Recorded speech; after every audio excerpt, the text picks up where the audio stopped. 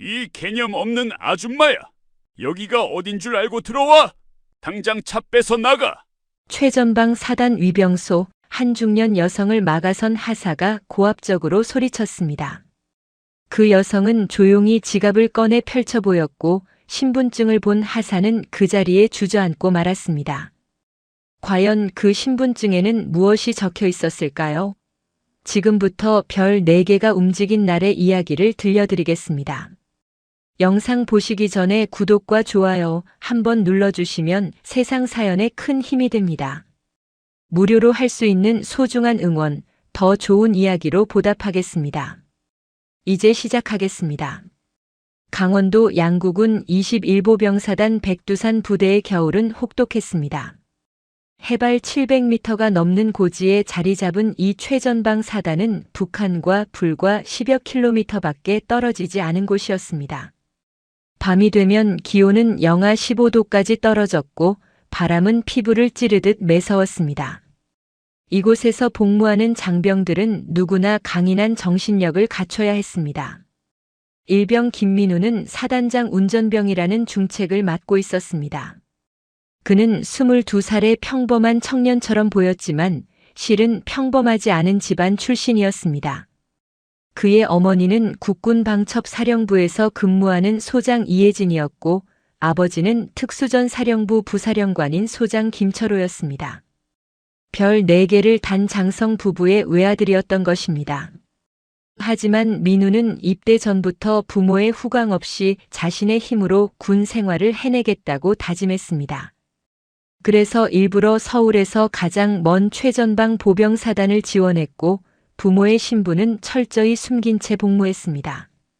민우는 성실함으로 인정받았습니다. 훈련소에서는 우수 훈련병으로 선발되었고 자대 배치 후에는 운전 숙련도를 인정받아 사단장 운전병으로 발탁되었습니다. 선임들은 그를 믿었고 간부들은 그를 칭찬했습니다. 소장 최영수 사단장은 민우를 특별히 아꼈습니다. 언제나 다정한 미소로 그의 어깨를 두드리며 민우야 수고했어라고 격려했습니다. 민우는 그런 사단장을 존경했고 이곳에서의 군 생활이 자랑스러웠습니다. 그러나 그 평온한 일상은 2월 어느 날 밤 갑자기 무너졌습니다. 그날도 민우는 사단장 숙소 앞에서 대기 근무를 서고 있었습니다. 밤 11시가 넘어가자 사단장이 외출할 일은 없을 것이라고 생각했습니다. 그런데 새벽 1시가 조금 넘은 시각 숙소 현관문이 열리며 최영수 사단장이 나왔습니다. 평상시와 달리 사복 차림이었습니다. 검은색 점퍼에 청바지를 입은 모습이 어딘가 어색했습니다. 민우 일병 차 준비해. 사단장의 목소리는 평소보다 낮고 무거웠습니다. 민우는 얼른 차 시동을 걸고 뒷문을 열어드렸습니다. 사단장이 뒷좌석에 앉자 민우는 운전석에 올라 물었습니다. 어디로 가시겠습니까? 북쪽으로 가. 내가 길 안내할게. 민우는 고개를 끄덕이고 차를 출발시켰습니다. 레토나 지휘차는 사단 정문을 빠져나와 민간인 통제선 방향으로 향했습니다. 민우의 가슴 속에서 이상한 예감이 자라나기 시작했습니다.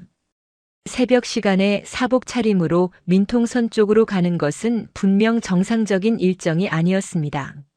하지만 그는 군인이었고 사단장의 명령에 의문을 품을 수 없었습니다. 차는 어둠 속을 달렸습니다. 가로등 하나 없는 산길을 오르내리며 북쪽으로 계속 나아갔습니다. 민우는 핸들을 잡은 손에 힘을 주었습니다. 손바닥에서 땀이 배어나왔습니다. 백미러로 힐끔 뒷좌석을 보니 사단장은 창밖을 응시한 채 무표정했습니다. 그 침묵이 민우를 더욱 긴장하게 만들었습니다. 여기서 우회전. 사단장의 지시에 따라 민우는 비포장도로로 접어들었습니다. 차체가 심하게 흔들렸습니다. 헤드라이트 불빛 속에서 낡은 건물 하나가 나타났습니다. 한때 축사로 쓰였던 것으로 보이는 폐건물이었습니다. 슬레이트 지붕은 군데군데 무너져 있었고 벽면은 금이 가 있었습니다. 여기서 정차. 민우는 축사 앞 공터에 차를 세웠습니다. 그리고 그때 그는 믿을 수 없는 광경을 목격했습니다. 축사 옆에는 번호판을 검은 천으로 가린 1톤 트럭이 대기하고 있었습니다. 트럭 주변에서는 몇몇 사람들이 무언가를 옮기고 있었습니다. 민우는 숨을 죽이고 그들을 바라보았습니다. 군복을 입은 한 명의 대령이 현장을 지휘하고 있었습니다. 가까이 다가온 그 대령의 견장에는 무궁화 세 송이가 선명하게 박혀 있었습니다. 민우는 그를 알아보았습니다. 사단 참모장인 대령 박동훈이었습니다. 박동훈 옆에는 군수 참모인 중령이 서 있었고 그 주변으로 민간인 복장의 남자 3명이 분주하게 움직이고 있었습니다. 그들이 옮기는 것은 군용 물품이었습니다. 초록색 드럼통에는 선명하게 군용 유류라는 표시가 있었습니다. 박스에는 야간 투시경 K-14라는 라벨이 붙어 있었습니다. 최신형 군수품이었습니다. 민간인들은 그것들을 트럭에 신속하게 싣고 있었고 박동훈 대령은 서류 뭉치를 들고 민간인 중 한 명과 대화를 나누고 있었습니다. 민우의 심장이 요동쳤습니다. 이것은 명백한 군수품 횡령이었습니다. 국가 재산을 불법으로 빼돌리는 현장이었습니다. 그는 본능적으로 고개를 숙였습니다. 보지 말았어야 했습니다. 알지 말았어야 했습니다. 하지만 이미 늦었습니다. 사단장 최영수가 차에서 내렸습니다. 민우는 운전석에 그대로 앉아 있으라는 지시를 받았습니다. 최영수는 박동훈에게 다가가 짧게 대화를 나눴습니다. 두 사람의 표정은 진지했고 최영수는 고개를 끄덕이며 무언가를 확인하는 듯 했습니다. 민우는 사이드 미러를 통해 그 모습을 지켜보았습니다. 존경하던 사단장이, 신뢰하던 장성이 저런 불법 행위에 관여하고 있다는 사실이 믿기지 않았습니다. 작업은 빠르게 진행되었습니다. 10여 분 만에 모든 물품이 트럭에 실렸습니다. 민간인 한 명이 박동훈에게 두툼한 봉투를 건넸고 박동훈은 그것을 재킷 안주머니에 넣었습니다. 그리고 바로 그 순간이었습니다. 민우가 긴장한 나머지 사이드 미러를 너무 오래 응시한 것이 실수였습니다. 박동훈 대령이 고개를 돌렸고 그의 시선이 레토나 차량의 사이드 미러와 정확히 마주쳤습니다. 민우는 황급히 고개를 돌렸지만 이미 늦었습니다. 박동훈의 눈빛이 차갑게 굳어지는 것을 느꼈습니다. 박동훈은 천천히 차 쪽으로 걸어왔습니다. 민우는 앞만 바라보며 숨을 참았습니다. 박동훈이 운전석 창문을 두드렸습니다. 민우는 떨리는 손으로 창문을 내렸습니다. 민우 일병. 박동훈의 목소리는 얼음처럼 차갑했습니다. 예, 참모장님. 오늘 본 것 철저히 잊어. 알겠나? 예, 알겠습니다. 민우는 가까스로 대답했습니다. 박동훈은 몇 초간 민우를 노려보다가 차에서 물러났습니다. 민우의 등에서 식은땀이 흘러내렸습니다.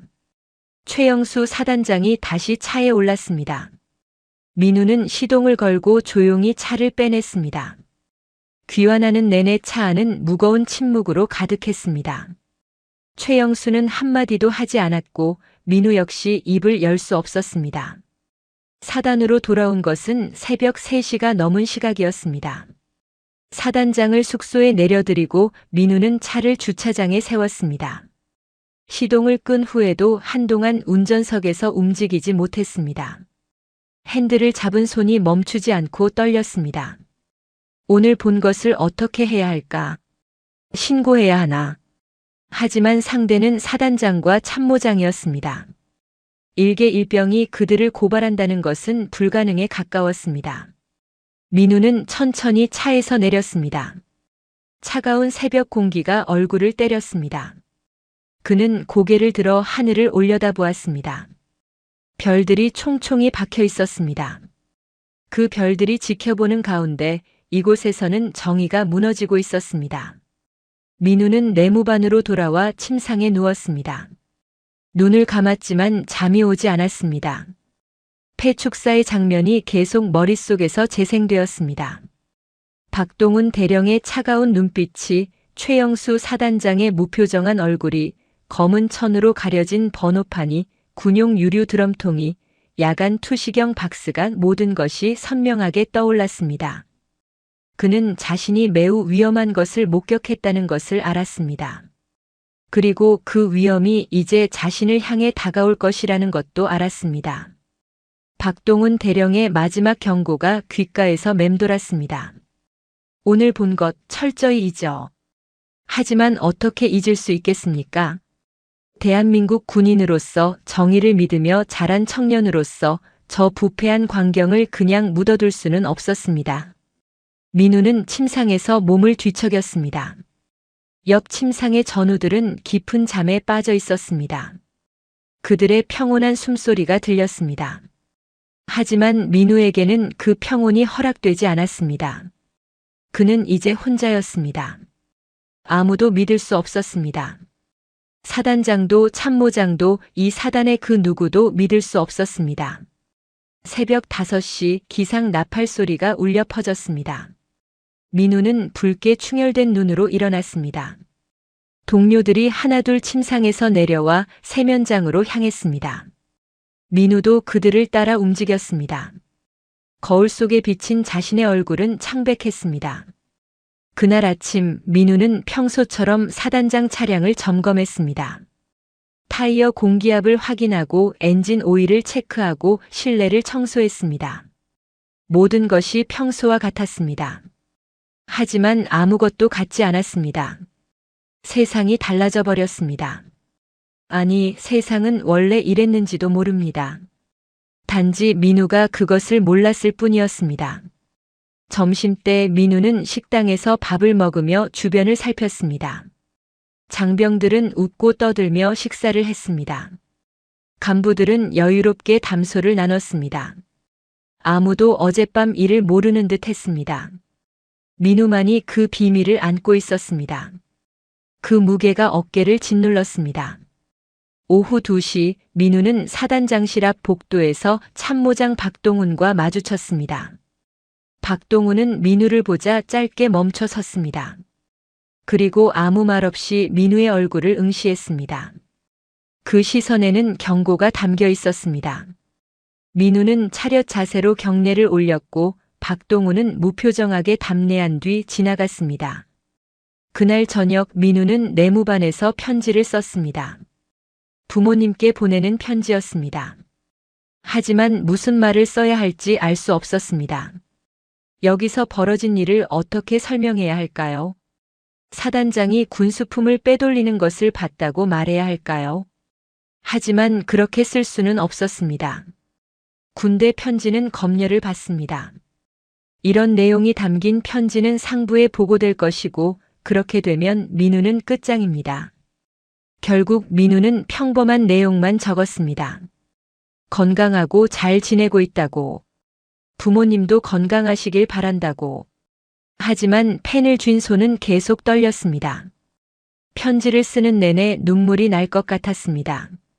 그는 간신히 참았습니다. 밤이 되었습니다. 민우는 침상에 누워 천장을 바라보았습니다. 형광등이 꺼지고 어둠이 내무반을 채웠습니다. 동료들의 숨소리가 고요하게 들렸습니다. 하지만 민우는 잠들 수 없었습니다. 어젯밤의 장면이 계속 반복되었습니다. 그리고 그는 알았습니다. 이것은 시작에 불과하다는 것을, 더 큰 시련이 자신을 기다리고 있다는 것을. 양구의 밤은 깊어만 갔습니다. 최전방 사단의 어둠 속에서 일병 김민우는 홀로 깨어 있었습니다. 정의와 두려움 사이에서, 신고와 침묵 사이에서 그는 갈림길에 서 있었습니다. 그리고 그 선택이 앞으로 그의 운명을 완전히 바꿀 것이라는 사실을 그는 아직 알지 못했습니다. 아터팩트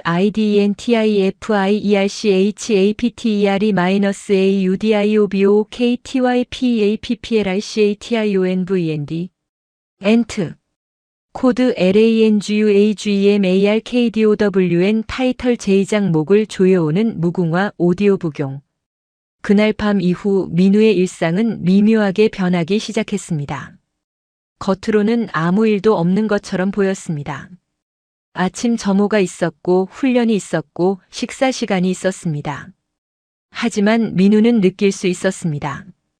무언가가 달라졌다는 것을, 공기가 무겁게 가라앉았다는 것을, 그리고 누군가가 자신을 지켜보고 있다는 것을. 횡령 현장을 목격한 지 사흘째 되는 날 아침이었습니다. 민우는 평소처럼 사단장 차량 점검을 마치고 본청 건물로 들어섰습니다. 복도를 지나가는데 갑자기 누군가가 그를 불렀습니다. 민우 일병. 민우는 걸음을 멈추고 뒤를 돌아보았습니다. 참모장 박동훈 대령이 서 있었습니다. 양복처럼 잘 다려진 전투복을 입은 그의 견장에는 무궁화 세 송이가 선명했습니다. 50대 중반으로 보이는 박동훈의 얼굴에는 미소가 걸려 있었지만 그 미소는 입가에만 머물러 있었습니다. 눈은 웃지 않았습니다. 예, 참모장님. 민우는 차렷 자세를 취하고 경례를 올렸습니다. 잠깐 내 집무실로 오게. 예, 알겠습니다. 민우는 박동훈을 따라 복도 끝에 있는 참모장실로 향했습니다. 가슴이 두근거렸습니다. 손바닥에서 땀이 배어났습니다. 복도를 걷는 짧은 시간이 영겁처럼 느껴졌습니다. 참모장실 문이 열리고 민우가 들어서자 박동훈이 뒤에서 문을 닫았습니다. 찰칵 소리와 함께 잠금 장치가 걸렸습니다.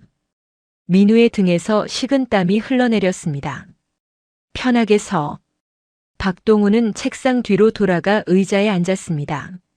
민우는 책상 앞에 부동자세로 섰습니다. 박동훈은 서랍을 열어 서류 하나를 꺼냈습니다. 민우의 신상 명세서였습니다. 사진과 함께 생년월일, 주소, 가족관계, 학력, 병과 특기가 적혀 있었습니다.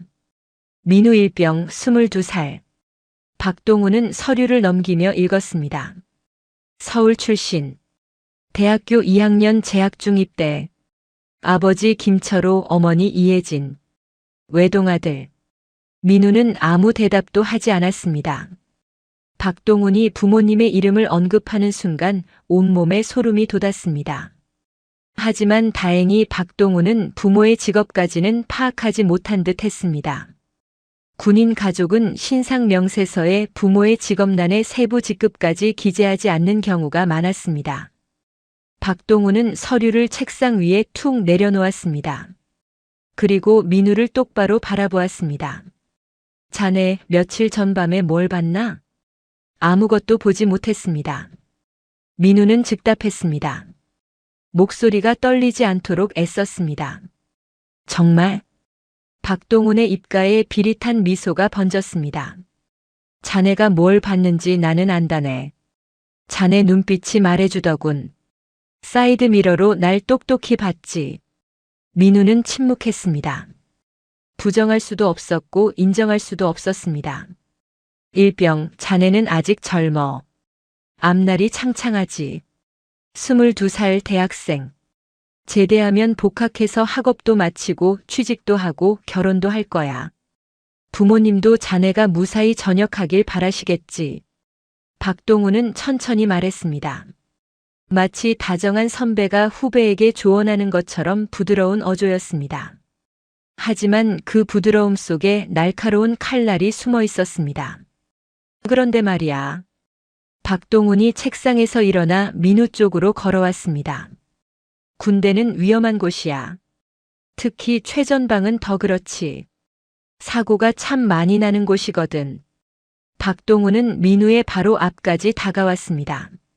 민우는 정면을 응시한 채 움직이지 않았습니다. 운전병들 사고 소식 들어봤나? 작년에만 몇 건이나 됐는지 아나? 모르겠습니다. 12건. 전국적으로 12건의 군용 차량 사고가 있었어. 그중 운전병이 사망한 경우가 5건이었지. 졸음운전, 빗길 미끄러짐, 브레이크 고장, 급발진. 이유는 다양했어. 박동훈은 민우의 어깨에 손을 올렸습니다. 무겁고 차가운 손이었습니다. 자네 부모님 가슴에 대못 박고 싶지는 않겠지? 민우의 턱이 굳어졌습니다. 이를 악물고 참았습니다. 나는 자네가 싫지 않아. 성실한 병사야. 운전 실력도 좋고. 그래서 자네가 무사히 군 생활을 마치고 전역했으면 좋겠어. 정말로. 박동훈의 목소리는 진심처럼 들렸습니다. 하지만 그 다음에 이어진 말이 진짜 본심이었습니다. 그러니까 봤던 것, 없던 것으로 하게. 기억에서 지워. 완전히. 그게 자네를 위한 거야. 자네 부모를 위한 거고. 민우는 고개를 끄덕였습니다. 다른 선택지가 없었습니다. 잘 생각했어. 나가봐도 좋네. 박동훈이 손을 거두자 민우는 경례를 하고 참모장실을 빠져나왔습니다. 복도로 나오자 다리에서 힘이 빠졌습니다. 벽에 기대어 몇 번이고 깊게 숨을 들이쉬었습니다. 온몸이 떨렸습니다. 협박이었습니다. 노골적이고 치밀한 협박이었습니다. 박동훈은 민우의 신상을 정확히 파악하고 있었고 가족을 언급하며 공포를 심어 놓았습니다. 사고를 가장한 살인 가능성까지 암시했습니다. 민우는 이제 완전히 덫에 걸린 쥐가 되었습니다. 그날 이후 민우의 군 생활은 서서히 무너지기 시작했습니다. 처음에는 사소한 것들이었습니다. 아침 점호 때 선임 병장이 민우의 군화끈이 제대로 묶이지 않았다며 트집을 잡았습니다. 실제로는 완벽하게 묶여 있었지만 병장은 다시 묶으라고 명령했습니다. 민우는 순종했습니다.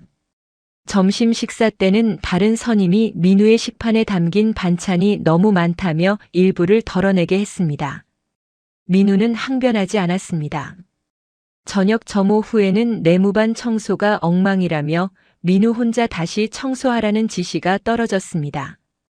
민우는 묵묵히 걸레를 들었습니다. 선임들의 태도가 하루아침에 바뀌었습니다. 평소에 민우를 아껴주던 병장들조차 차갑게 돌아섰습니다. 이유를 물어도 아무도 대답하지 않았습니다. 하지만 민우는 알고 있었습니다. 이것은 우연이 아니었습니다. 누군가의 지시가 있었던 것입니다. 일주일이 지나자 괴롭힘의 강도가 높아졌습니다. 어느 날 밤 취침 직전 선임 상병이 민우를 밖으로 불렀습니다. 영하의 날씨에 내무반 밖 복도로 나가게 한 뒤 상병은 민우에게 팔굽혀펴기를 시켰습니다.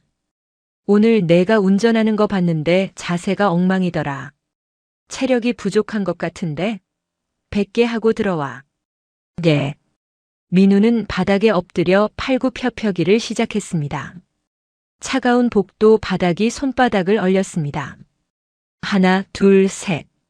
민우는 숫자를 세며 버텼습니다. 다음 날 아침 체력 단련 시간에는 또 다른 선임이 민우를 따로 불러 뒷산 구보를 시켰습니다. 내 체력 기록이 떨어졌다던데? 오늘부터 매일 아침 뒷산 5바퀴 돈다. 알았지? 예, 알겠습니다. 민우는 홀로 뒷산을 뛰었습니다. 5바퀴는 약 10km였습니다. 숨이 턱까지 차올랐고 다리가 후들거렸지만 멈출 수 없었습니다. 2주일이 지나자 민우의 몸은 눈에 띄게 야위기 시작했습니다. 제대로 먹지도 자지도 못했습니다. 식사 때마다 선임들이 트집을 잡았고 밤에는 각종 자빌로 잠을 잘 수 없었습니다. 내무반 청소, 화장실 청소, 복도 청소. 항상 민우의 몫이었습니다. 민우는 점점 고립되어 갔습니다. 동기들조차 민우와 거리를 두기 시작했습니다. 민우와 가까이 지내면 자신들도 표적이 될까 두려워하는 눈치였습니다. 민우는 이해했습니다. 그들을 원망할 수 없었습니다. 이곳은 군대였고 살아남는 것이 우선이었습니다. 3주일째 민우는 한계에 다다랐습니다. 그날도 새벽 5시에 일어나 뒷산을 뛰었습니다. 아침 식사는 반도 못 먹었습니다. 선임이 식판을 치우라고 명령했기 때문입니다. 오전 내내 차량 정비를 했습니다. 점심도 제대로 먹지 못했습니다. 오후에는 사단장 수행 임무가 있었습니다. 민우는 운전석에 앉아 핸들을 잡았습니다. 손이 떨렸습니다. 시야가 흐릿했습니다. 집중하려 애썼지만 머리가 무거웠습니다. 피로와 스트레스가 한계를 넘어섰습니다. 민우 일병 괜찮나? 뒷좌석에서 사단장 최영수의 목소리가 들렸습니다. 인자한 어조였습니다. 예, 괜찮습니다. 민우는 가까스로 대답했습니다. 최영수는 거울을 통해 민우를 바라보았습니다. 요즘 안색이 안 좋아 보이는데 어디 아픈 건 아니고? 아닙니다. 괜찮습니다. 그래. 건강 관리 잘해야 해. 운전병이 쓰러지면 안 되니까. 최영수는 그렇게 말하며 신문을 펼쳤습니다. 걱정하는 듯한 말투였지만 민우는 그 속에 담긴 진짜 의미를 알았습니다. 내가 쓰러지든 말든 상관없다. 다만 운전은 제대로 해야 한다. 그뿐이었습니다. 민우는 입술을 깨물었습니다. 눈물이 날 것 같았지만 참았습니다. 절대 울 수 없었습니다. 여기서 약한 모습을 보이면 끝이었습니다. 그날 밤 민우는 내무반 화장실에서 거울을 보았습니다. 거울 속의 자신은 낯설었습니다. 뺨이 움푹 들어갔고 눈가에는 다크서클이 짙게 드리워져 있었습니다. 입술은 바짝 말라 갈라져 있었습니다. 불과 한 달 전만 해도 건강했던 청년의 모습은 사라지고 초췌한 병사만이 남아 있었습니다. 민우는 세면대에 손을 짚고 고개를 숙였습니다. 물을 틀어 얼굴을 씻었습니다. 차가운 물이 뺨을 타고 흘러내렸습니다. 숨을 깊게 들이쉬었습니다. 버텨야 했습니다. 어떻게든 버텨야 했습니다. 16개월이 남았습니다. 16개월만 견디면 이곳을 떠날 수 있었습니다. 하지만 과연 그때까지 버틸 수 있을까? 민우는 확신할 수 없었습니다. 한 달이 지났습니다. 민우의 체중은 10kg이 빠졌습니다. 제대로 먹지 못하고 제대로 자지 못한 결과였습니다. 동료들은 민우를 걱정스러운 눈으로 바라보았지만 아무도 다가오지 않았습니다. 선임들은 여전히 트집을 잡았고 간부들은 모른 척했습니다. 어느 날 저녁 민우는 또다시 복도에서 팔굽혀펴기를 하고 있었습니다. 100개를 채우고 일어서려는데 갑자기 현기증이 밀려왔습니다. 눈앞이 캄캄해졌습니다. 몸이 기울었습니다. 바닥이 가까워졌습니다. 어이! 누군가의 외침이 들렸습니다. 그리고 민우는 정신을 잃었습니다. 눈을 떴을 때는 의무대였습니다. 하얀 천장이 보였습니다. 링거가 팔에 꽂혀 있었습니다. 옆에는 군의관인 대위가 서 있었습니다. 정신 들었나? 네. 민우는 가까스로 대답했습니다. 목소리가 잠겨 있었습니다. 과로와 영양실조야. 제대로 먹지도 자지도 못한 거지. 이러다 큰일 나. 며칠은 쉬어야 해. 군의관은 차트에 뭔가를 적으며 말했습니다. 민우는 아무 대답도 하지 않았습니다. 무슨 일 있나? 힘든 일이 있으면 말해봐. 내가 도와줄 수 있어. 군의관의 목소리는 진심으로 걱정하는 듯 했습니다. 하지만 민우는 입을 열 수 없었습니다. 누구도 믿을 수 없었습니다. 이 의무대 대위도 이 사단의 그 누구도. 괜찮습니다. 그냥 컨디션이 안 좋았던 것뿐입니다. 그래.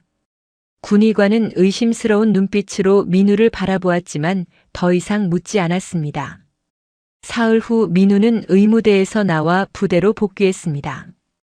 그리고 모든 것은 다시 시작되었습니다. 선임들의 트집, 과도한 업무, 잠 못 드는 밤. 민우는 다시 그 수렁 속으로 빠져들었습니다. 그리고 민우는 깨달았습니다. 이것은 끝이 없다는 것을. 박동훈 대령과 최영수 사단장은 민우를 천천히 죽이고 있었습니다. 직접 손을 쓰지 않고 흔적을 남기지 않으며 선임들을 이용해서 민우가 스스로 무너지도록 아니면 사고를 당하도록. 밤마다 민우는 악몽에 시달렸습니다. 레토나 차량을 몰고 가는데 브레이크가 작동하지 않았습니다. 절벽으로 돌진하는 차 안에서 민우는 비명을 질렀습니다. 그리고 땀에 젖은 채 깨어났습니다. 또 다른 날 밤에는 사단장실에서 박동훈 대령이 권총을 꺼내 민우에게 겨누는 꿈을 꿨습니다. 방아쇠가 당겨지는 순간 민우는 숨을 헐떡이며 깨어났습니다. 악몽은 점점 잦아졌고 민우는 점점 더 잠들기를 두려워했습니다. 그렇게 2달이 흘렀습니다. 봄이 왔지만 민우에게는 겨울이었습니다. 그는 홀로 어둠 속에 갇혀 있었습니다. 아무도 손을 내밀지 않았고 민우도 손을 내밀 수 없었습니다. 최영수 사단장은 여전히 민우를 볼 때마다 어깨를 두드렸습니다. 민우야, 수고했어.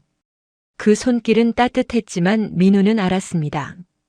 그 손이 언제든 자신의 목을 조를 수 있다는 것을, 그 인자한 미소 뒤에 사리가 숨어 있다는 것을, 별 2개를 단 소장과 무궁화 3송이를 단 대령.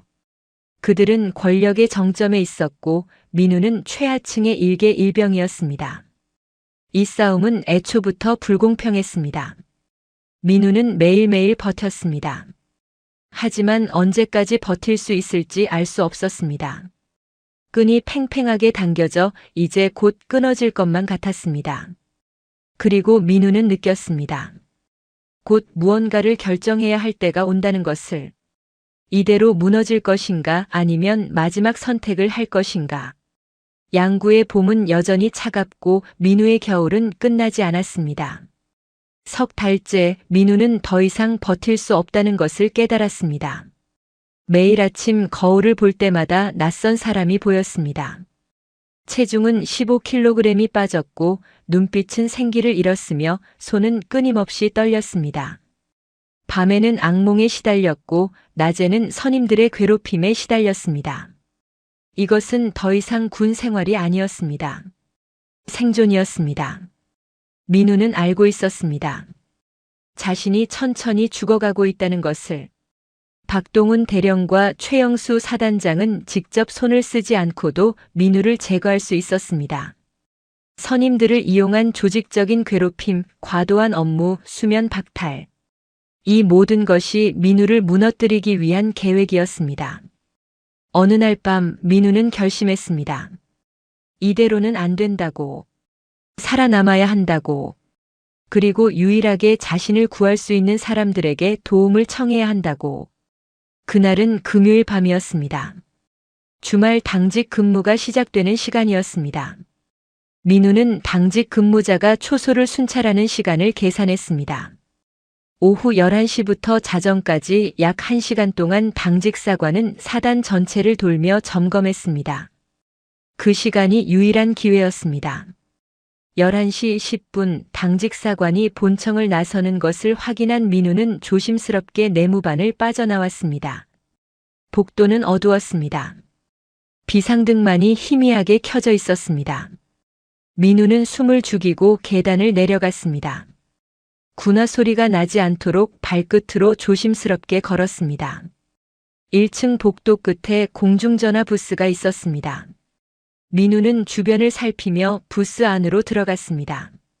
문을 닫자 좁은 공간이 그를 감쌌습니다. 형광등이 깜빡이며 불안정한 빛을 냈습니다. 민우는 주머니에서 전화 카드를 꺼냈습니다. 손이 심하게 떨렸습니다.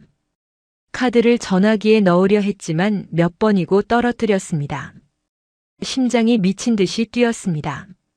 이것이 들키면 끝이라는 것을 알고 있었습니다. 가까스로 카드를 넣고 번호를 눌렀습니다. 어머니의 휴대전화 번호였습니다. 외우고 또 외워서 절대 잊을 수 없는 번호였습니다. 신호음이 울렸습니다. 1번, 2번, 3번. 민우는 수화기를 귀에 바짝 붙이고 기다렸습니다. 4번째 신호음이 끝나고 전화가 연결되었습니다. 여보세요? 어머니의 목소리였습니다. 차분하고 강인한 목소리. 민우는 그 목소리를 듣는 순간 눈물이 쏟아질 것 같았습니다. 목이 메었습니다. 말이 나오지 않았습니다. 여보세요? 누구세요? 어머니가 다시 물었습니다. 민우는 떨리는 입술을 억지로 열었습니다. 엄마. 그 한마디를 내뱉는 순간 모든 것이 무너져 내렸습니다. 석 달 동안 쌓아온 인내가, 참아온 고통이, 삼켜온 눈물이 한꺼번에 쏟아졌습니다. 민우야? 민우 너 맞지? 무슨 일이야? 어머니의 목소리가 긴장으로 높아졌습니다. 엄마 나. 민우는 울음을 참으며 말했습니다. 나 더 이상 못 버티겠어. 살려줘. 전화기 너머로 어머니의 숨소리가 멈췄습니다. 몇 초간의 침묵이 흘렀습니다. 그리고 어머니의 목소리가 차갑게 가라앉았습니다. 무슨 일이 있었는지 말해봐. 천천히. 여기서 나쁜 일이 벌어지고 있어. 사단장이랑 참모장이. 민우는 떨리는 목소리로 설명했습니다. 그날 밤 목격한 횡령 현장, 박동훈의 협박, 선임들의 조직적인 괴롭힘, 의무대에 실려간 일, 악몽, 공포. 모든 것을 쏟아냈습니다. 어머니는 한마디도 끊지 않고 들었습니다. 민우의 말이 끝나자 그녀는 짧게 말했습니다. 알았어. 걱정하지 마. 엄마가 해결할게. 이틀만 버텨. 이틀이면 돼. 엄마.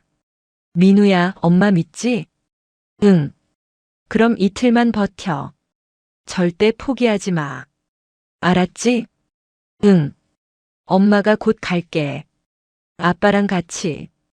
전화가 끊겼습니다. 민우는 수화기를 천천히 내려놓았습니다.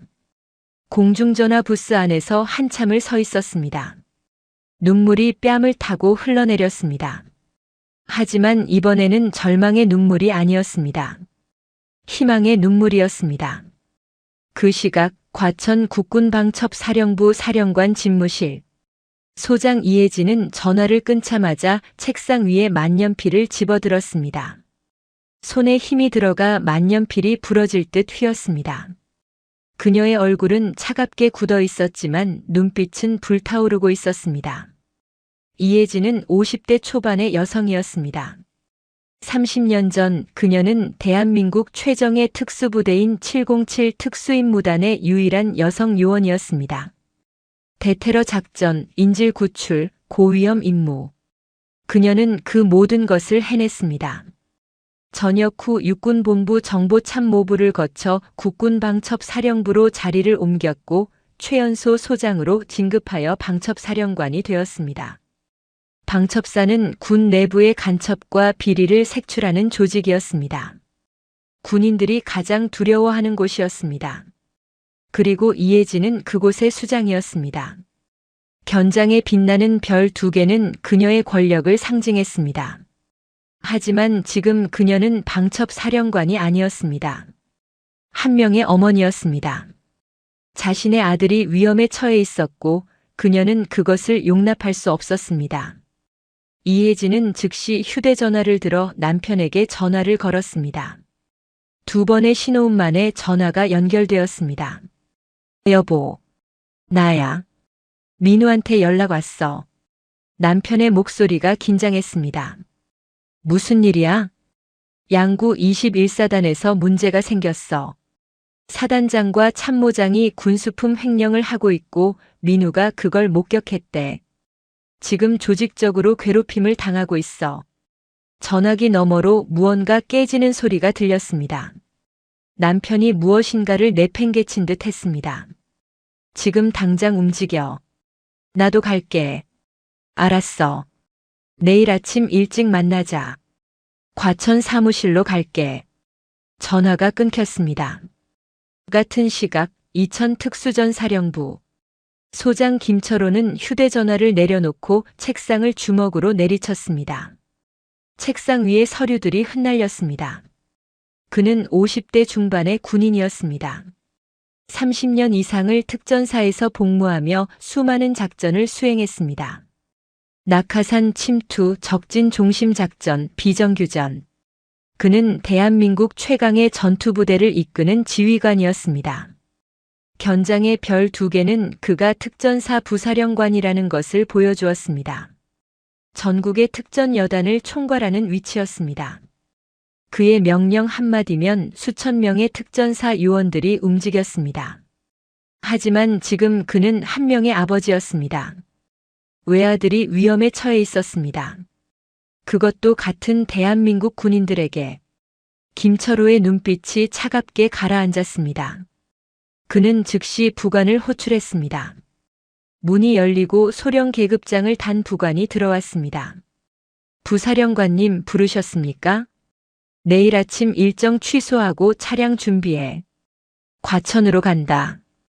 예, 알겠습니다. 부관이 나가자 김철호는 창문 너머로 밤하늘을 바라보았습니다. 별들이 총총히 빛나고 있었습니다. 그는 주먹을 쥐었습니다. 민우야, 조금만 기다려라. 아빠가 간다. 다음 날 아침 7시 과천 국군방첩사령부. 검은색 민간 세단 한 대가 사령부 정문으로 들어섰습니다. 차에서 내린 사람은 김철호였습니다. 그는 사복 차림이었습니다. 검은색 점퍼에 청바지 그리고 등산화. 언뜻 보면 평범한 중년 남성처럼 보였습니다. 하지만 그의 걸음걸이와 눈빛은 30년 군 생활이 만들어낸 것이었습니다. 이혜진의 집무실 문을 열고 들어서자 그녀가 기다리고 있었습니다. 그녀 역시 사복 차림이었습니다. 남색 점퍼에 검은색 바지. 하지만 책상 위에는 신분증과 권총이 놓여 있었습니다. 왔어? 응. 계획은? 이혜진은 책상 위의 서류를 김철호에게 건넸습니다. 21사단 사단장 소장 최영수. 58세. 35년차 직업군인. 작년에 사단장으로 부임했어. 참모장은 대령 박동훈. 54세. 군수 분야 전문가야. 김철호는 서류를 훑어보며 인상을 찌푸렸습니다. 겉으로는 모범적인 군인들이네. 겉으로는 그렇지. 하지만 이미 뒤를 캤어. 최영수 사단장의 계좌에 지난 1년간 출처 불명의 입금이 6차례 있었어. 총액 3억. 박동훈은 더 심해. 10억 넘게 움직였어. 군수 물자 빼돌려서 민간에 팔아넘긴 거야. 유류, 장비, 심지어 탄약까지. 김철호의 턱에 힘이 들어갔습니다. 그 새끼들이 감히 내 아들을. 진정해. 지금은 냉정하게 움직여야 해. 이혜진은 책상 위에 또 다른 서류를 꺼냈습니다. 방첩사 요원 4명을 대동할 거야. 증거 확보와 체포를 위해서. 당신은? 특전사 헌병대 2명 데려갈게. 만약을 위해서. 좋아. 그럼 출발하자. 지금 당장. 두 사람은 일어섰습니다. 이혜진은 권총을 허리춤에 찾고 신분증을 주머니에 넣었습니다. 김철호도 자신의 차에서 가져온 신분증을 확인했습니다. 복도로 나오자 방첩사 요원 4명이 대기하고 있었습니다. 모두 사복 차림이었지만 눈빛이 날카로웠습니다. 그들은 이혜진을 보자 경례를 올렸습니다. 사령관님, 준비 완료했습니다. 출발한다. 차량 2대로 나눠 타. 네. 주차장에서 검은색 세단 2대가 출발했습니다. 첫 번째 차에는 이혜진과 김철호가, 두 번째 차에는 방첩사 요원들이 탔습니다. 2대의 차량은 과천을 빠져나와 북쪽으로 향했습니다. 차 안에서 이혜진은 창밖을 바라보며 말했습니다. 민우한테 미안해. 우리가 더 일찍 알았어야 했는데. 김철호가 그녀의 손을 잡았습니다. 당신 잘못 아니야. 민우가 숨긴 거잖아. 우리 후광 없이 자기 힘으로 하고 싶다고. 그래도 괜찮아. 우리가 지금 간다. 그걸로 충분해. 이혜진은 고개를 끄덕였습니다. 그녀의 눈빛이 707 시절의 냉혹함으로 변했습니다. 최영수와 박동훈. 그들이 내 아들한테 한 짓을 똑같이 돌려줄 거야. 김철호는 아무 말도 하지 않았습니다. 그저 앞을 응시했습니다. 그의 손이 주먹으로 굳어 있었습니다. 차량은 고속도로를 달렸습니다. 서울을 지나 북쪽으로, 춘천을 지나 양구로.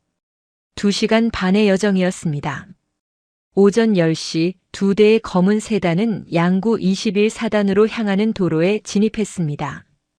산길을 오르며 이혜진은 핸드백에서 신분증을 꺼내 확인했습니다. 국군방첩사령관 소장 이혜진. 별 2개가 선명하게 빛났습니다. 김철호도 주머니에서 신분증을 꺼냈습니다. 특수전사령부 부사령관 소장 김철호. 그 역시 별 2개였습니다. 별 4개가 움직이고 있었습니다. 대한민국 군 조직에서 가장 강력한 정보기관과 전투부대의 수장급 인사 2명이 그들은 지금 한 명의 일병을 구하러 가고 있었습니다. 그 일병은 그들의 아들이었습니다. 차량이 사단 입구에 가까워지자 이혜진이 운전병에게 말했습니다. 천천히 가. 정문 위병소 앞에 정차해. 예, 사령관님.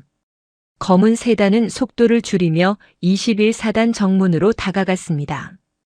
위병소의 경계병들이 차량을 주시했습니다. 그들은 아직 몰랐습니다. 이 평범해 보이는 민간 차량에 누가 타고 있는지, 그리고 이제 무슨 일이 벌어질지. 이혜진과 김철호는 서로를 바라보았습니다. 눈빛만으로 모든 것을 나눴습니다. 준비됐어? 그럼 가자. 차량이 위병소 앞에 멈췄습니다. 문이 열렸습니다. 그리고 별 4개를 가진 2사람이 차에서 내렸습니다. 21사단의 운명이 바뀌는 순간이었습니다. 오전 10시 15분 양구 21 보병사단 정문 위병소. 검은색 민간 세단 2대가 위병소 앞에 멈춰 섰습니다. 토요일 오전이라 부대 안은 비교적 한산했습니다. 위병소에서는 하사 1명과 병장 2명이 근무를 서고 있었습니다. 첫 번째 차량에서 중년의 남녀가 내렸습니다. 남자는 검은색 등산 점퍼에 청바지, 등산화를 신고 있었습니다. 여자는 남색 바람막이에 검은색 운동바지 차림이었습니다. 언뜻 보면 주말에 설악산이나 오대산 등산을 왔다가 잠깐 들른 등산객처럼 보였습니다. 두 번째 차량에서도 4명의 남자가 내렸습니다. 이들 역시 평범한 사복 차림이었습니다. 위병소 근무자인 하사 윤기철은 30살의 부사관이었습니다. 복무 기간 10년 차로 최전방 사단에서만 7년을 근무했습니다. 그는 위병소 책임자로서 출입자를 통제하는 업무를 담당했습니다. 주말에는 가끔 민간인들이 길을 잘못 들어 부대 앞까지 오는 경우가 있었는데 그럴 때마다 윤하사는 친절하게 안내해주곤 했습니다. 하지만 오늘은 달랐습니다. 어젯밤 참모장실에서 특별 지시가 내려왔습니다. 주말 동안 외부인의 부대 출입을 철저히 통제하라는 것이었습니다. 면회 예약이 없는 사람은 절대 들여보내지 말라는 엄명이었습니다. 윤 하사는 위병소에서 나와 차량 쪽으로 걸어갔습니다. 뒤따라 병장 2명도 나왔습니다. 그들은 중년 남녀를 가로막았습니다. 여기 민간인 출입 금지 구역입니다. 무슨 일로 오셨습니까? 윤 하사의 어조는 딱딱했습니다. 이혜진이 침착하게 대답했습니다. 저희 아들이 이 부대에 복무하고 있습니다. 면회하러 왔습니다. 면회는 사전 예약제입니다. 예약하셨습니까? 아니요. 급하게 와서. 그럼 출입이 불가능합니다. 돌아가십시오. 윤 하사는 단호하게 말했습니다. 이혜진은 한 발 앞으로 나아갔습니다. 담당자와 통화 좀 하겠습니다. 특별한 사정이 있어서요. 특별한 사정이라고 해도 규정은 규정입니다. 면회는 평일 오후에만 가능하고 반드시 사전 예약이 필요합니다. 병장 1명이 끼어들었습니다. 아줌마, 여기가 어딘 줄 알고 오셨어요? 21사단은 최전방 부대입니다. 아무나 들어갈 수 없어요.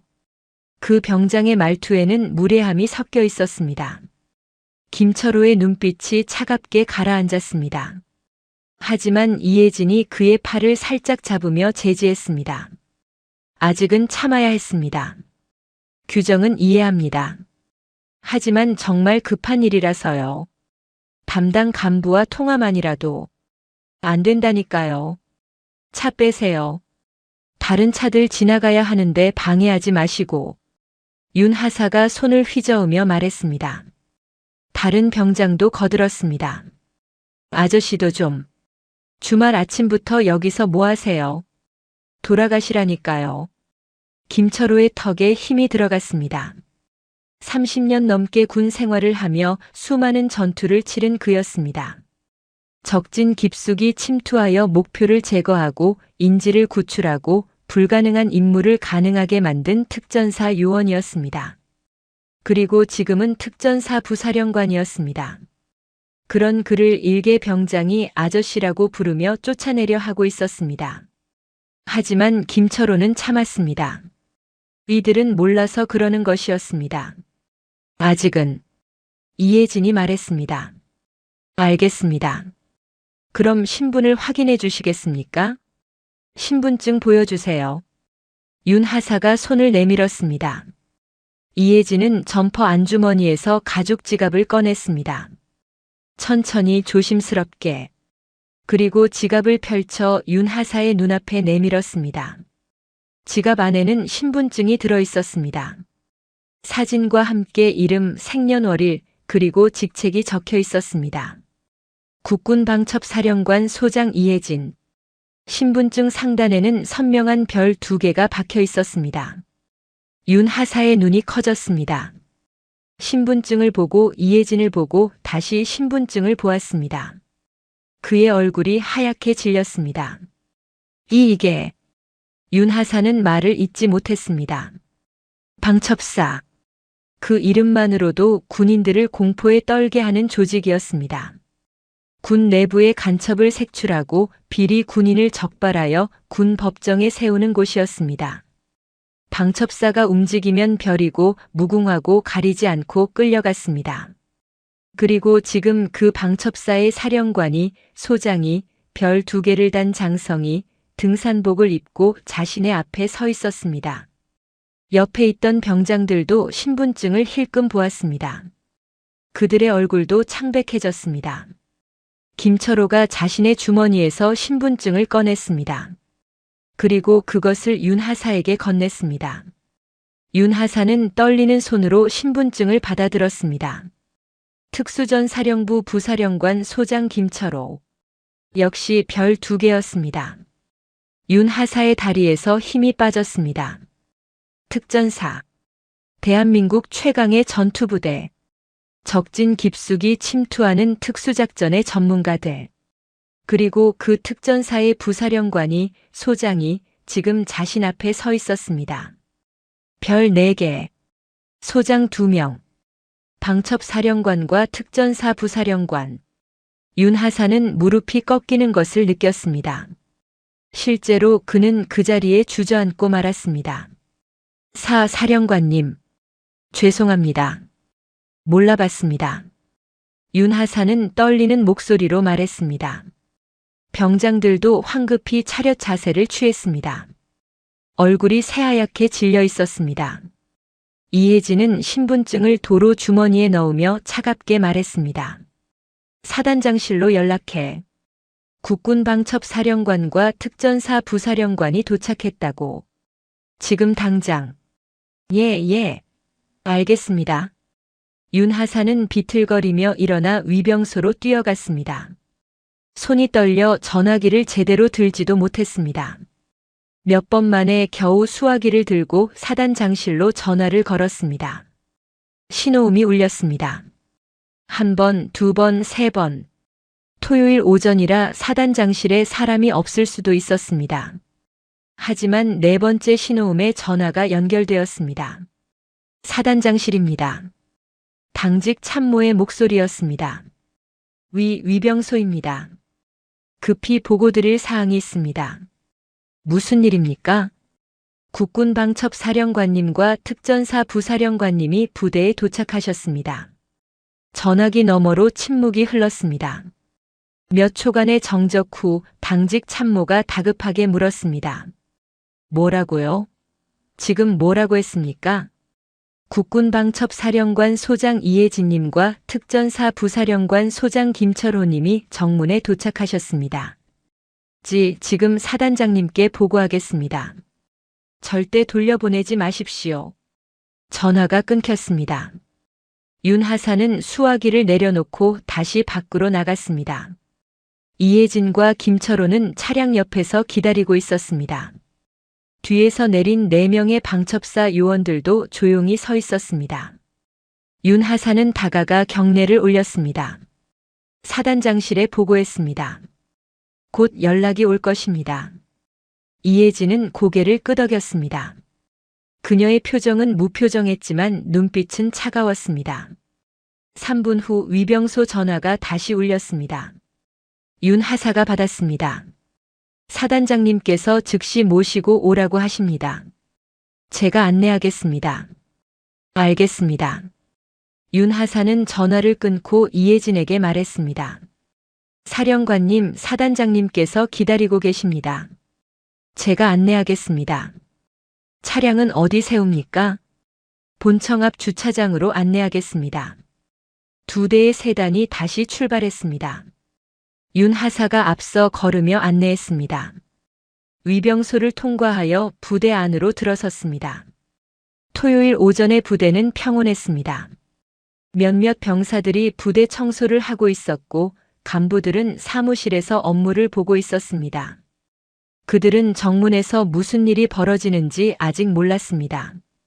차량은 본청 건물 앞 주차장에 멈춰 섰습니다. 이혜진과 김철호가 차에서 내리자 본청 현관에서 한 명의 장교가 뛰어나왔습니다. 소령 계급장을 단 당직 참모였습니다. 사령관님, 부사령관님 환영합니다. 사단장님께서 집무실에서 기다리고 계십니다. 소령은 허둥지둥 경례를 올렸습니다. 이혜진은 답례했습니다. 안내하십시오. 예, 이쪽입니다. 소령은 본청 건물로 앞장섰습니다. 이혜진과 김철호가 따라 들어갔고 4명의 방첩사 요원들도 뒤를 따랐습니다. 복도는 조용했습니다. 토요일이라 대부분의 사무실이 비어 있었습니다. 하지만 2층 복도 끝에 사단장실에서는 불이 켜져 있었습니다. 소령이 사단장실 문을 두드렸습니다. 사단장님 모시고 왔습니다. 들어오십시오. 안에서 목소리가 들렸습니다. 소령이 문을 열었습니다. 사단장실은 넓고 잘 꾸며져 있었습니다. 한쪽 벽에는 태극기와 군기가 걸려 있었고 반대편에는 각종 표창과 사진들이 전시되어 있었습니다. 책상 뒤에는 소장 최영수가 앉아 있었습니다. 최영수는 58세의 군인이었습니다. 견장의 별 2개가 그가 사단장임을 나타냈습니다. 그는 서둘러 자리에서 일어나 이혜진과 김철호를 맞이했습니다. 어서 오십시오. 방첩사령관님, 특전사 부사령관님. 갑작스러운 방문에 제대로 준비를 못했습니다. 최영수의 얼굴에는 미소가 걸려 있었지만 눈빛에는 당혹감이 역력했습니다. 이혜진은 냉담하게 대답했습니다. 준비는 필요 없습니다. 우리는 공식 방문이 아닙니다. 그럼 무슨 일로? 우리 아들을 만나러 왔습니다. 최영수의 미소가 굳었습니다. 아드님이요? 혹시 어느 병사입니까? 일병 김민우. 그 이름을 듣는 순간 최영수의 얼굴이 하얗게 변했습니다. 사단장 운전병 김민우. 그 병사가 방첩사령관과 특전사 부사령관의 아들이라는 것을 그는 전혀 몰랐습니다. 김민우 일병이 아드님이십니까? 그렇습니다. 이혜진의 목소리는 차갑게 가라앉았습니다. 그리고 우리는 이 사단에서 무슨 일이 벌어지고 있는지 잘 알고 있습니다. 사단장. 최영수는 뒤로 물러섰습니다. 책상에 등이 닿았습니다. 더 이상 물러설 곳이 없었습니다. 바로 그때 사단장실 문이 다시 열렸습니다. 대령 계급장을 단 박동훈 참모장이 들어섰습니다. 그는 급히 달려온 듯 숨이 가빠 보였습니다. 사단장님, 방금 보고를 받고. 박동훈의 말이 중간에 끊겼습니다. 그는 실내를 둘러보다가 이혜진과 김철호를 발견했습니다.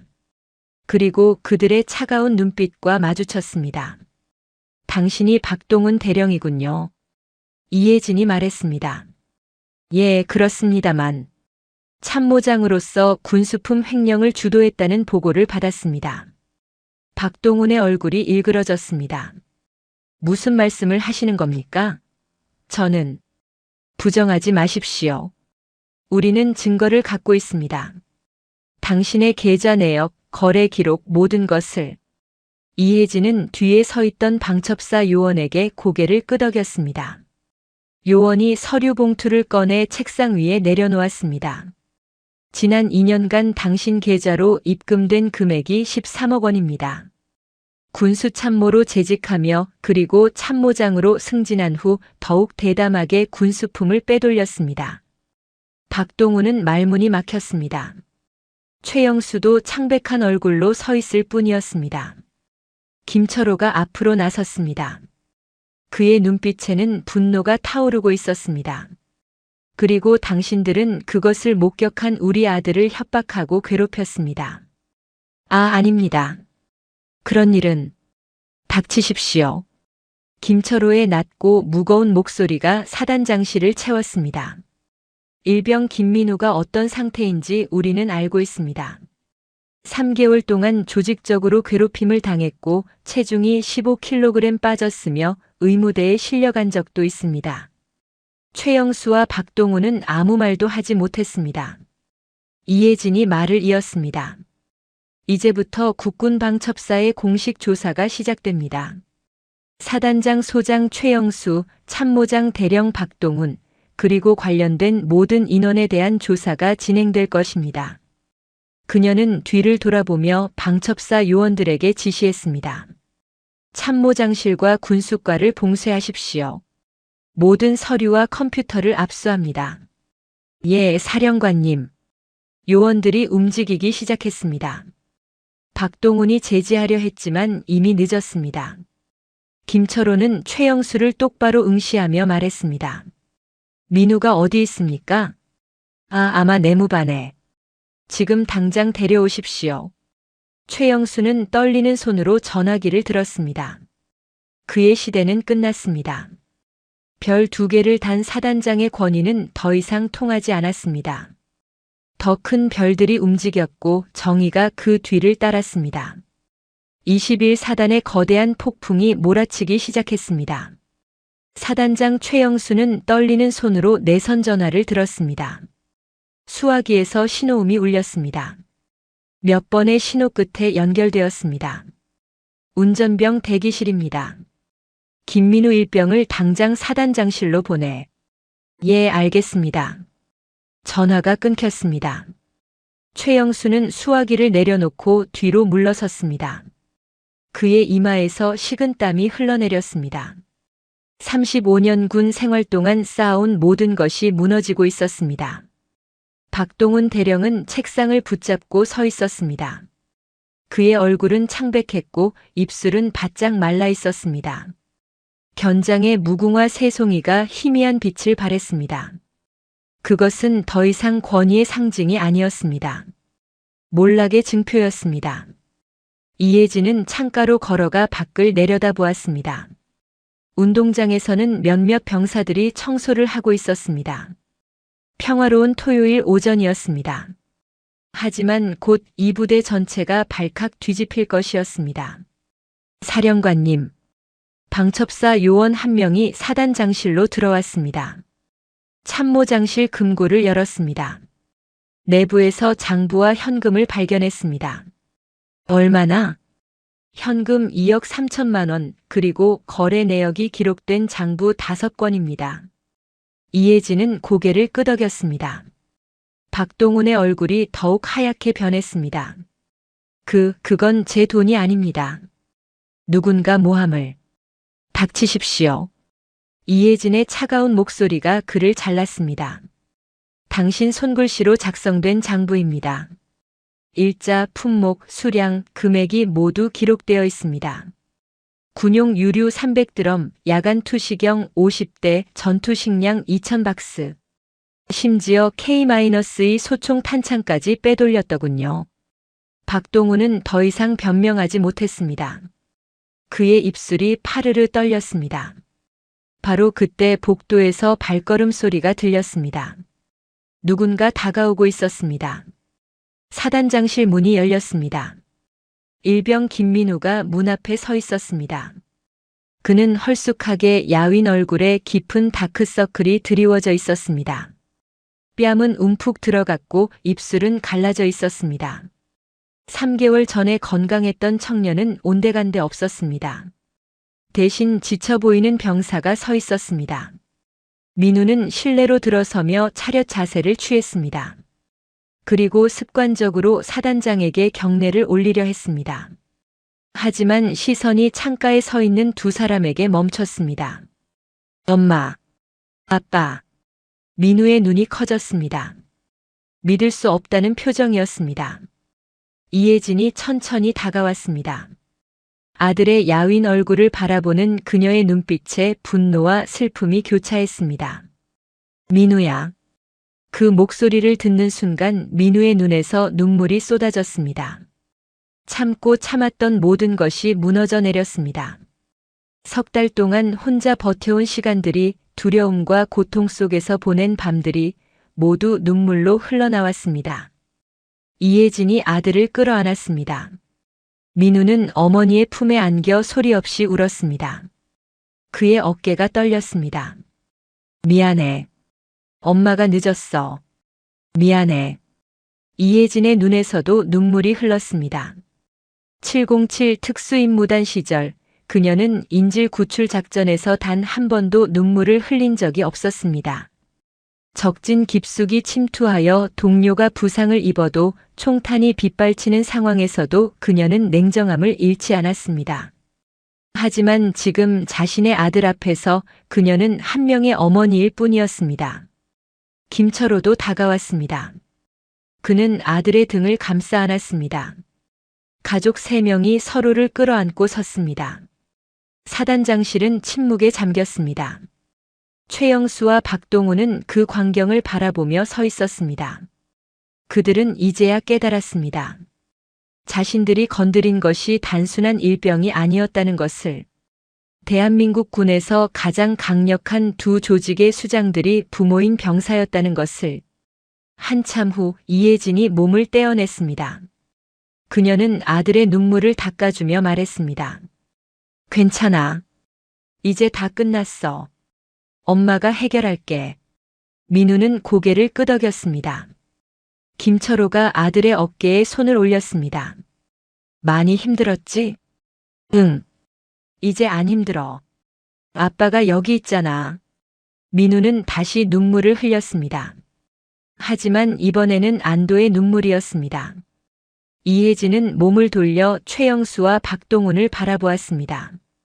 그녀의 눈빛이 707 시절의 냉혹함으로 변했습니다. 적을 제거할 때의 그 차가운 시선이었습니다. 소장 최영수, 대령 박동훈. 두 사람이 움찔했습니다. 당신들은 국군 방첩사의 공식 조사 대상입니다. 군수품 횡령, 증거 인멸 시도, 그리고 증인 협박 및 가혹 행위. 이 모든 혐의에 대해 조사받게 될 것입니다.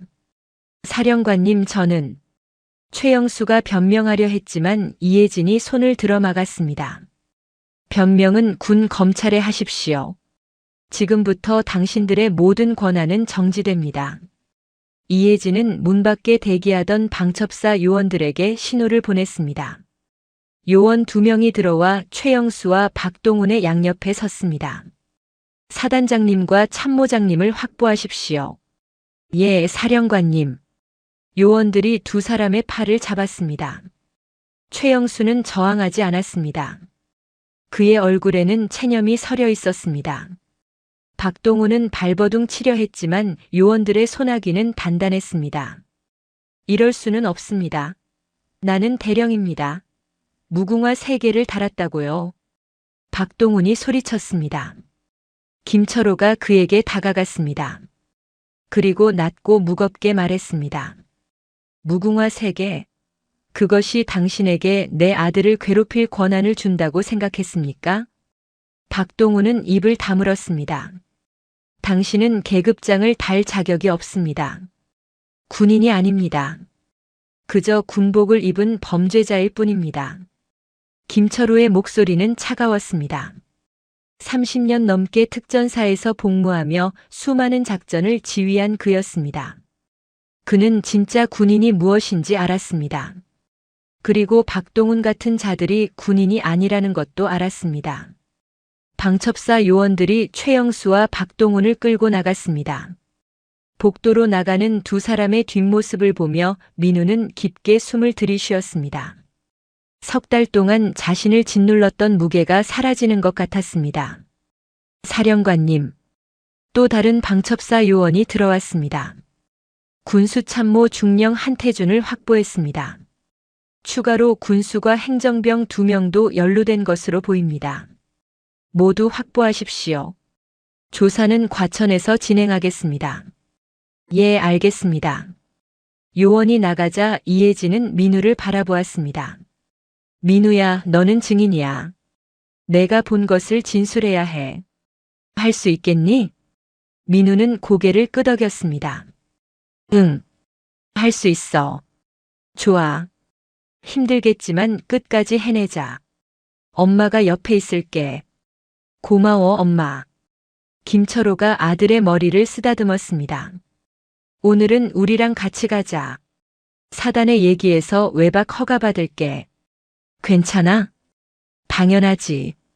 지금 이 사단에서 우리한테 안 된다고 할 사람이 어디 있겠니? 민우는 처음으로 웃었습니다. 석 달 만에 처음 짓는 진짜 웃음이었습니다. 그날 오후 20일 사단은 발칵 뒤집혔습니다. 사단장과 참모장이 방첩사에 연행되었다는 소문이 퍼졌습니다. 군수 참모와 행정병들도 함께 끌려갔다는 이야기가 돌았습니다. 병사들은 무슨 일인지 몰라 혼란스러워했고 간부들은 긴급 회의를 소집했습니다. 하지만 민우는 그 혼란 속에 없었습니다. 그는 부모님과 함께 사단을 떠나 양구 시내의 조용한 식당에 앉아 있었습니다. 따뜻한 된장찌개가 식탁에 올라왔습니다. 많이 먹어. 살도 빠지고 안색도 안 좋아. 이혜진이 아들의 그릇에 반찬을 수북이 담아주었습니다. 민우는 숟가락을 들고 천천히 밥을 먹었습니다. 석 달 만에 처음으로 제대로 된 식사였습니다. 괜찮아? 김철호가 물었습니다. 응. 이제 괜찮아. 앞으로는 혼자 참지 마. 힘들면 바로 연락해. 알았어. 우리가 군인이라고 해서 너한테 무관심했던 건 아니야. 내가 원하는 대로 해주고 싶었어. 우리 후광 없이 너 스스로 해내고 싶다고 했잖아. 응. 내가 고집 부렸어. 미안해. 아니야. 내 뜻이 훌륭했어. 하지만 이번 일로 알았지? 혼자 다 해결할 수 없는 일도 있다는 거. 민우는 고개를 끄덕였습니다. 그래도 이혜진이 말했습니다. 너는 잘 버텼어. 석 달 동안 그 지옥 같은 상황에서 버틴 거야. 엄마는 내가 자랑스러워. 민우의 눈가가 또다시 붉어졌습니다. 고마워. 식사를 마친 후 세 사람은 양구의 평화로운 거리를 걸었습니다. 봄이 완연한 오후였습니다. 꽃들이 피어나고 있었고 따뜻한 햇살이 내리쬐었습니다. 민우는 부모님과 나란히 걸으며 생각했습니다. 이제 정말 끝났구나. 악몽이 끝났구나. 다음 날 월요일 20일 사단에는 새로운 사단장 대리가 부임했습니다. 육군본부에서 급파된 준장이었습니다. 그는 사단 전체에 비상을 걸고 기강 확립에 나섰습니다. 횡령 사건에 연루된 인원들을 전수조사했고 민우를 괴롭혔던 선임들도 징계 조치되었습니다. 민우는 사단장 운전병에서 해임되어 일반 행정병으로 보직이 변경되었습니다. 그것은 그에게 축복이었습니다. 더 이상 사단장실 근처에 갈 필요가 없었습니다. 방첩사의 조사는 신속하게 진행되었습니다. 최영수와 박동훈 그리고 군수참모 한태준은 모두 군 검찰에 송치되었습니다. 횡령 금액은 총 30억 원이 넘었고 빼돌린 군수품은 수백 가지에 달했습니다. 이들은 군사법정에서 재판을 받게 될 것이었습니다. 민우는 증인으로 출석하여 그날 밤 본 것을 진술했습니다. 폐축사에서의 횡령 현장, 박동훈의 협박, 선임들의 괴롭힘, 모든 것을 빠짐없이 이야기했습니다. 그의 증언은 결정적인 증거가 되었습니다. 재판은 석 달 후에 열렸습니다. 최영수는 징역 10년, 박동훈은 징역 12년, 한태준은 징역 7년을 선고받았습니다. 계급은 모두 박탈되었고 전역 후 복역하게 되었습니다. 별과 무궁화는 그들에게서 떼어졌습니다. 민우는 남은 군 생활을 무사히 마쳤습니다.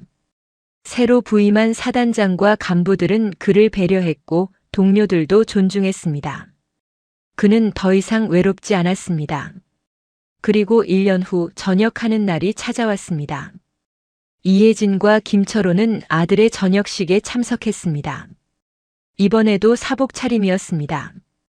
평범한 부모로서 아들을 맞이하고 싶었습니다.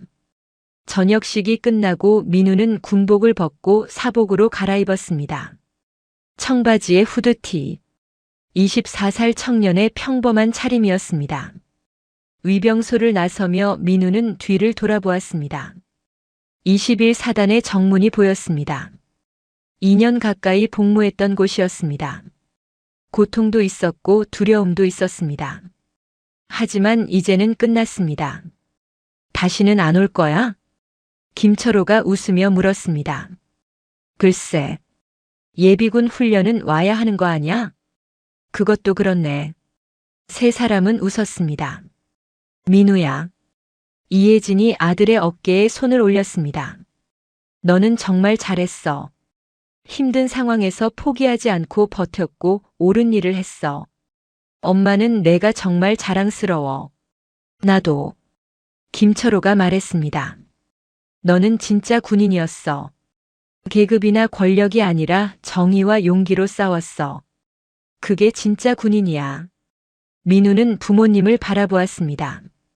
그들의 눈빛에는 자부심과 사랑이 가득했습니다. 고마워. 엄마, 아빠. 사랑해.